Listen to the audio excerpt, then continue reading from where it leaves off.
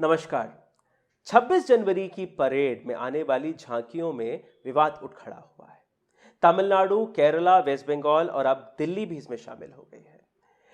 कहा यह जा रहा है कि किसी भी तरह का एक्सप्लेनेशन नहीं दिया गया और हमारे जो टैबलूज हैं इनको रिजेक्ट कर दिया गया। इस साल का जो थीम था वो आज़ादी के 75वीं सालगिरह का था, स्वर्णिम महोत्सव, जो केंद्र की सरकार पिछले 2 साल से मनाती आ रही है। आप जितने भी डॉक्यूमेंट्स देखें जो सरकार की तरफ से आते हैं उसमें प्रधानमंत्री की तस्वीर के साथ 75वीं सालगिरह का वो एडवर्टाइजमेंट भी आता है। ये एक महत्वपूर्ण साल है, यानी देश के तमाम राज्यों की झांकियां आ सकती थीं, लेकिन क्या ऐसा हुआ? क्या ऐसा हुआ कि जो टैबलूज हैं, जो झांकियां हैं, उनको इस वजह से रिजेक्ट कर दिया गया क्योंकि यहाँ पर बीजेपी के शासन नहीं है, यहाँ पर बीजेपी ने अपनी पकड़ नहीं बनाई है? क्या इस तरह से वेस्ट बंगाल का जो चुनावी नतीजा था उसका बदला लिया जा रहा है? क्या डीएमके तमिलनाडु से उसका बदला लिया जा रहा है, जो यहाँ पे चुनावी माहौल, जो चुनावी शिकंज इनको मिली थी? ऐसे कई सवाल जो है बाहर आते आ रहे हैं। खास तौर पर आपको ये समझना पड़ेगा कि जो उत्तर भारत के लोग हैं उनको दक्षिण भारत के किसी भी स्वतंत्रता सेनानी के बारे में नहीं पता होगा। अगर मैं आपसे ये सवाल पूछूं, क्या आप वेलु नाचियार के बारे में जानते हैं? क्या आप वाउसी के बारे में जानते हैं? क्या आप भारतियार के बारे में जानते हैं? तो शायद आपका जवाब ना में आएगा। लेकिन आपने सिर्फ महारानी लक्ष्मीबाई के बारे में पढ़ा है, चंद्रशेखर आज़ाद के बारे में पढ़ा है, भगत सिंह के बारे में पढ़ा है, महात्मा गांधी, नेहरू के आगे आप शायद कुछ एक और नाम जानते होंगे, इसके आगे नहीं जानते होंगे। इसका जो इम्पैक्ट है वो ये है कि आज इतने बड़े जो स्वतंत्रता सेनानी, उनको रख कर जो झांकियां बनाई गई उनको रिजेक्ट कर दिया गया है। ममता बनर्जी का ये कहना है जो नेताजी सुभाष चंद्र जी को रखकर जो हमने झांकी बनाई है उसको रिजेक्ट कर दिया गया। एम.के. स्टालिन जी का ये कहना है कि जो वेलु नाचियार जी हैं, जिन्होंने 1780 से लेके 90 के जो दशक था उसमें स्वतंत्रता का जो फ्रीडम फाइट था वो शुरू कर दिया था। हमने तो शायद ये पढ़ा है कि 1857 में जो पहला फ्रीडम फाइट हुआ था उसमें महारानी लक्ष्मीबाई का योगदान रहा, लेकिन उससे कई साल पहले वेलु नाचियार के बारे में किसी को नहीं पता। इसी तरह से वाउसी के बारे में अगर आप देखें तो कपल ओटी तमिलन के नाम से उनको जाना जाता है, यानी हिंदुस्तान में जो पहला नेवल फोर्स बनाया गया था, जो शिप खरीदा गया था, उसको लाने वाले शख्स ये थे। तो ये तमाम चीज़ें एक मुद्दा बनती चली जा रही हैं। इसको आप राजनीतिक तौर से देखें या फिर इसको एक अलग तरह से देखना चाहते हैं। इस बारे में बात करने के लिए हमारे साथ जो जुड़े हैं वो तमिलनाडु कांग्रेस के वर्किंग प्रेसिडेंट मोहन कुमार मंगलम जी हैं। इनसे बात करते हैं और इनसे वो तमाम चीज़ें जानने की कोशिश करते हैं कि आखिर ये मुद्दा कितना बड़ा मुद्दा है और किस तरह से हमारी जो एजुकेशन सिस्टम है उसने हमें, हमारी जो हिस्ट्री है उसको कहीं ना कहीं छुपाने का काम किया है। कहीं ना कहीं ऐसे महान लोगों के बारे में हमें जानने का मौका ही नहीं दिया जिनके बारे में हमें जानना चाहिए था। सर नमस्कार। नमस्कार सर, सबसे पहले तो हम आपसे ये कहना चाहेंगे, पूछना चाहेंगे, जो उत्तर भारत के फ्रीडम फाइटर्स हैं और वही दक्षिण भारत के जो फ्रीडम फाइटर्स हैं, इनको अलग थलग क्यों किया गया और किस तरह से जो प्रोजेक्शन है एजुकेशन सिस्टम में उसको लाया ही नहीं गया? हम हमेशा चंद्रशेखर आज़ाद की कहानी सुनते आए हैं, भगत सिंह की कहानी सुनते आए हैं, लेकिन कभी भी हमने शायद वेलु नाचियार के बारे में नहीं पढ़ा।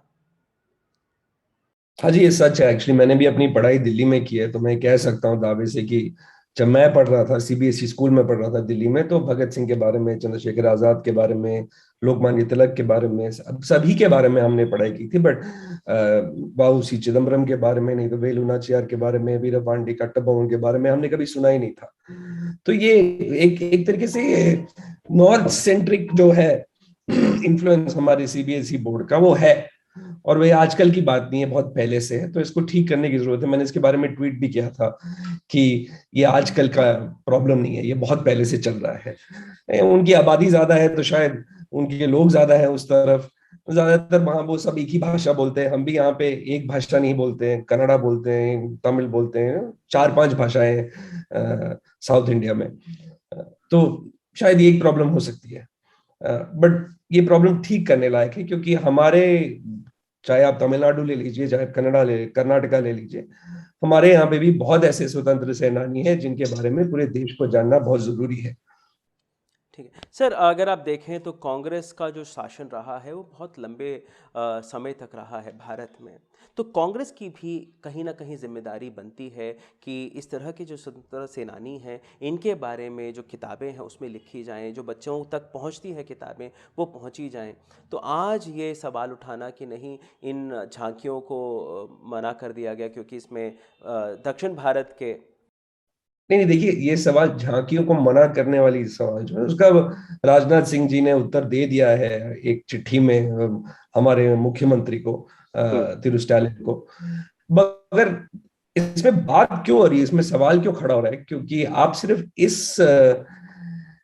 इस निर्णय को लेके मत चलिए, आप इस सरकार के सारे निर्णयों को लेके चलिए, उसमें कहीं ना कहीं राजनीति है। मैं आपको एक उदाहरण देता हूँ। आप अब थोड़े दिन पहले की बात है, पिछले हफ्ते मोदी जी ने दिसंबर 26 को वीर बाल दिवस मनाने की बात की है। अब ये क्यों अचानक? अब बाल दिवस तो सब जानते हैं, नेहरू जी के जन्मदिन पे मनाया जाता है। चाचा नेहरू हम सब बड़े हुए थे देख के। आई थिंक नवंबर 14 तारीख को उनका जन्मदिन है, उसी दिन को बाल दिवस है, पूरा देश जानता है कि बाल दिवस उस दिन है। अब ये वीर बाल दिवस कहाँ से निकला ये साल, वो भी दिसंबर 26 को? क्योंकि इस साल पंजाब का चुनाव आ रहा है 2 महीने में। तो ये 26 तारीख को हमारा, आप अगर हिस्ट्री पढ़ के देखिए, तो जो 10वें गुरु थे सिखों के, गुरु गोविंद सिंह, उनके 2 बेटों को अब औरंगजेब ने जिंदा दफना दिया था। तो उस दिन को अब वो वीर बाल दिवस मना रहे। तो ये देखिए, आज क्यों लिया गया ये इतने साल से हैं, आज क्यों अचानक ये उन्होंने ये डिसीजन लिया? राजनीति।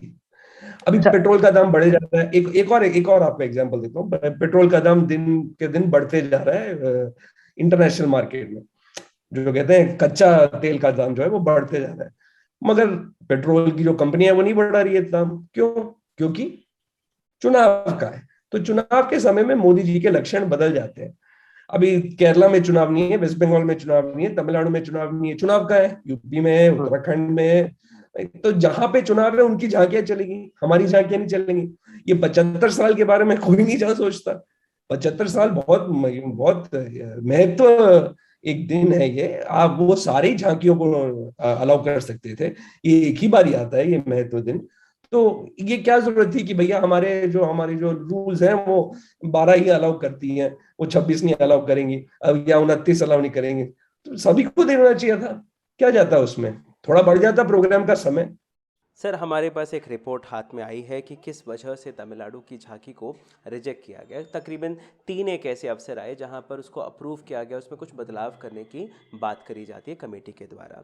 उसमें ये पहली बार तो ये कहा गया जो वाउसी हैं, अच्छा जो उत्तर भारत के लोग हैं इनको वाउसी के बारे में ज़्यादा नहीं पता होगा, तो कपल ओटी तमिलन यानी कि हिंदुस्तान में जो पहला जो शिप आया था वो वाउसी के ज़रिए आया था। तो इनका बहुत बड़ा महत्व है हिंदुस्तान की नेवल फोर्सेस के ज़रिए, तो वो भी एक बहुत बड़ी बात है।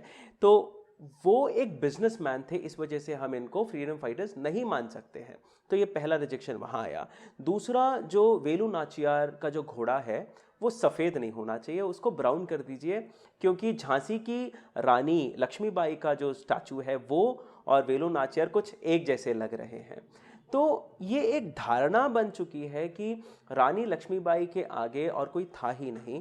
पहली जो फ्रीडम फाइटर है, महिला फ्रीडम फाइटर है, वो रानी लक्ष्मीबाई हैं और उसके अलावा कोई और है नहीं। 1780 से 90 का जो समय है वो वेलू नाचियार के बारे में जाता है, और यकीनन रानी लक्ष्मीबाई का बहुत बड़ा हाथ रहा है हिंदुस्तान की आज़ादी को लेकर, इसको भी हम दरकिनार नहीं कर सकते। लेकिन ये जो सफ़ेद और ब्राउन करने का जो मसला है ये समझ नहीं आता है सर, कि उनका घोड़ा सफ़ेद है इसलिए हमने रिजेक्ट कर दिया। इसको आप कैसे देखते हैं? ये जानकारी आपको किसने दी मैं जानता नहीं हूँ, मैंने नहीं, सुना टाइम्स भी नहीं ऑफ है इसके इंडिया की बारे में। खबर है, ये अगर आज की खबर है। अगर ऐसे वो अगर इस तरीके से वो अपने निर्णय ले रहे हैं तो फिर बहुत ही दुख की बात है। इसका कोई मतलब कोई उचित बेसिस पे अगर वो निर्णय ले तो ठीक बात है, बट ये तो बिल्कुल बेवकूफ की बात है। इसके आगे क्या कहा जाए? उन लोगों को अगर इतनी अकल भी नहीं है तो उनको सवाल पूछ के जान ले कि भैया वेलु नाचियार क्या बैकग्राउंड था, और कोई व्यापारी था कि कोई सेनानी था कि कोई वकील था, सभी मिले हुए थे स्वतंत्र के आंदोलन में। सबने हाथ बटाया था। तो क्योंकि वो किसी एक वर्ग से आया है या कोई कोई काम कर रहा है, उसकी वजह से उसको एक स्वतंत्र सेनानी के रूप में हम देख नहीं सकते। ये तो बहुत ही गलत बात है, इसका कोई मतलब तुक ही नहीं बनता। ठीक है सर। एक अगला सवाल है, बहुत इंपॉर्टेंट है। अगर आप इन झांकियों में राम मंदिर के निर्माण को देखते हैं या फिर हिंदुत्व के किसी एक सब्जेक्ट को देखते हैं, तो आपका रिएक्शन क्या होगा? क्या इसको धोखा माना जाए, यानी वेलु नाचियार जैसे लोगों को जिसमें शामिल किया गया, आपने उसको रिजेक्ट कर दिया। नेताजी सुभाष चंद्र शेखर जी की 125वीं बर्थ एनिवर्सरी है इस साल, उनको रिजेक्ट कर दिया गया। अगर आप वीओसी को देखें तो उनका 150वां बर्थ एनिवर्सरी है इस साल, उसको आपने रिजेक्ट कर दिया। इस तरह से तमाम और जगह हैं, और कई जगहों पे तो ये भी कहा जा रहा है कि हमें जवाब ही नहीं दिया गया कि रिजेक्शन के कारण क्या थे। और उस जगह पर अगर आप राम मंदिर को देखें तो आप क्या, आपका रिएक्शन क्या होगा? कांग्रेस इसमें क्या कहना चाहती है? देखिए, 75 साल में कांग्रेस ने आईआईटीज बनाए, आईआईएम्स बनाए, स्टील फैक्ट्री बनाई है, डैम बनाई है, कितना काम किया है। देश का जो है ना बेसमेंट तैयार किया था कांग्रेस पार्टी ने। इन्होंने सिर्फ राम मंदिर बनाया 75 साल में, तो ये वही तो दिखाएंगे ना जो इन्होंने बनाया। इन्होंने कुछ किया तो नहीं ना स्वतंत्र आंदोलन में इनका कोई भी भाग था। सावरकर जैसे आदमी को ये लोग वीर बुलाते हैं, तो इनके बारे में क्या कहा जाए? देखो, जो जिनको जो काम आता है, जिन्होंने जो काम किया है, वही तो दिखाना चाहेंगे ना। तो आज वो सत्ता में है, तो 75 साल में हम हमें बोला दिखाने के लिए, तो हम आईआईटी दिखाए, आईआईएम दिखाए, भाभा एटॉमिक रिसर्च सेंटर दिखाए, इसरो दिखाए, इतनी चीजें दिखा सकते हैं। ये राम मंदिर दिखाएंगे, तो इससे समझ लीजिए।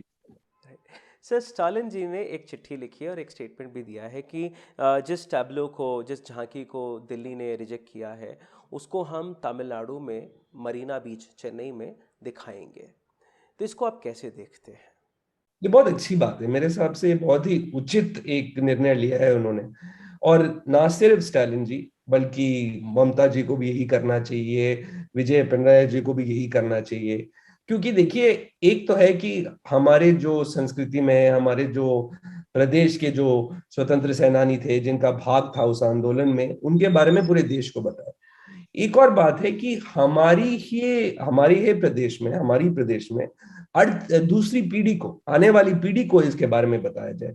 क्योंकि ऐसे तमिलनाडु में बहुत बच्चे हैं जो नहीं जानते होंगे इनके बारे में। देखिए, आजकल का जमाना जो है, काफी बच्चे तो अपनी स्कूल की किताबें छोड़ के भी किताबें पढ़ना छोड़ देते हैं। वो तो मतलब टीवी देखते रहते हैं, वीडियो गेम खेलते रहते हैं, यूट्यूब पे खेलते रहते हैं। तो अगर उनको मरीना बीच पे चलते हुए भी ये चीजें दिख जाए, और इसकी वजह से अपने माँ बाप से पूछे कि भाई वेलु नाचियार कौन थे, या उसी चिदम्बरम कौन थे, क्योंकि ये रोजमर्रा की जिंदगी में सीखने वाली चीजें नहीं है। Correct, correct. ये अच्छी बात है, जो आने वाली पीढ़ी है उनको भी पता लगे इन चीजों के बारे में। तो वो, अगर मरीना बीच पे उन्होंने ये निर्णय लिया है, तो बहुत ही अच्छा निर्णय लिया मेरे हिसाब से। ठीक है सर, आपने अपना समय दिया और इस विषय में अपनी प्रतिक्रिया दी। आखिरी सवाल से इस वीडियो को मैं ख़त्म करना चाहता हूँ। जो इलेक्शंस आने वाले हैं, 5 जगहों पे इलेक्शंस आ रहे हैं, क्या ऐसा एक सिचुएशन आ गया है देश में कि आप लोग मौका देखते हैं जो रूलिंग पार्टी है, यानी जो केंद्र में जो सरकार है, उसको कहीं ना कहीं हम टारगेट कर लें? क्योंकि यही सवाल बीजेपी की तरफ से निकलता हुआ आ रहा है। वो ये कहते हैं भाई, जहाँ पे बीजेपी के रूलिंग जो भी स्टेट्स हैं, वहाँ की भी तो झांकियाँ रिजेक्ट हुई हैं, तो आप इसको इतना बड़ा विवाद क्यों बना रहे हैं? आप तो सिर्फ मौका ढूंढते हैं कि हम कहाँ प्रधानमंत्री को घेर लें, कहाँ बीजेपी को घेर लें। देखिए, देखिए, अगर हम घेरने की प्रधानमंत्री को, राजनीति है ये। नहीं नहीं, देखिए, अगर हम प्रधानमंत्री को घेर रहे हैं, तो हम उन प्रदेशों में घेर रहे हैं जहां पे चुनाव नहीं है। तो इसका चुनाव का क्या संबंध है? अगर तमिलनाडु की झांकी को रिजेक्ट किया गया है, अगर उसको नहीं एक्सेप्ट किया गया है, तो फिर इसमें उत्तर प्रदेश वालों को क्या फर्क पड़ेगा? कोई फर्क नहीं पड़ेगा उनको। और उनके चुनाव में तो आप देखिए ना, अगर आप संबित पात्रा के इंटरव्यू देखेंगे, या फिर आप क्या नाम है उनका, बिष्ट के, जो उनके मुख्यमंत्री है, उनके आप इंटरव्यू देखेंगे या उनकी बातें सुनेंगे, वो तो सब अपना हिंदू मुस्लिम के बीच में कैसे लड़ाई कराएंगे, उसके बेसिस पे कैसे हिंदुओं का वोट इकट्ठा करेंगे, चुनाव जीतेंगे, वहीं पे उनका ध्यान है सारा, और किसी चीज पे ध्यान नहीं है। एक और कारण राम मंदिर का उसमें आने का, शामिल होने का। ठीक है सर, तो 26 तारीख का इंतज़ार करते हैं। वो जो बारह झांकियां हैं उसमें क्या क्या दिखाया जा रहा है, दर्शाया जा रहा है। जैसे डिफेंस मिनिस्टर राजनाथ सिंह जी ने जो कहा कि हमने बहुत कड़ी एक एक अलग डिपार्टमेंट हमने बनाया था, उन लोगों ने इसका चुनाव किया जिसमें साफ तौर पर यह कहा गया कि आज़ादी के 75 सालों को दर्शाना है।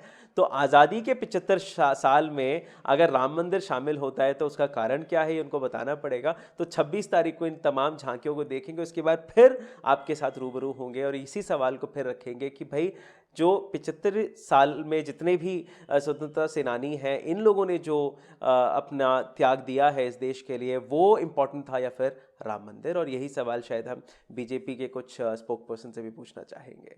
आपके समय के लिए बहुत बहुत धन्यवाद सर। थैंक यू, शुक्रिया राहुल जी, बहुत दिनों के थैंक यू बाद सो आपको मच। मैं हिंदी में इंटरव्यू कर लिया। कोशिश तो की है मैंने। नहीं, बहुत सफल बहुत हुआ कि नहीं खूबसूरत हिंदी वो है सर आपके आपकी। दर्शक ही बताएंगे। Thank you so much sir.